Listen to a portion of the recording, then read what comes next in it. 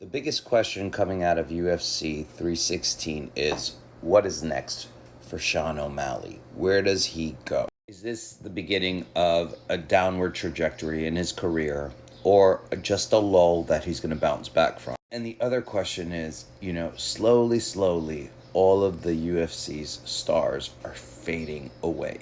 I know a lot of people think he's overrated, that he was handpicked specific opponents, and maybe you're probably right, but he did have star power.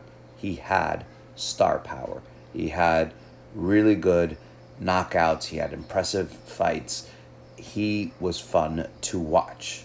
That is until you get somebody like this coming at you nonstop, changing levels, taking you down at will, and manhandling you like you're a child.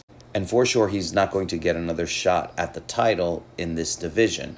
So, what's next for him? And, at this point, is he going to fight somebody like Omar? Is he going to fight like another wrestler? What's going to happen then? Or are you going to pair him up with strikers and hope he gets, through them, and then hopefully Merab loses?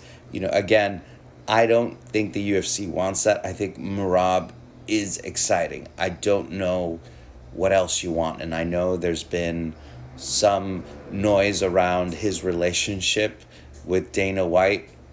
Merab is a star, but he's not the kind of star that's going to sell pay-per-views. He's enjoying and fun to watch, but people are going to be hesitant to shell out $80 every weekend. They're not going to spend the money for him. That is if the UFC continues with this business model, because that could change at any moment. Curious for everyone's thoughts here. Does he go up a division? He can't go down a division. He's just too big. He's even too big for this division. Look at the size difference between him and Merab.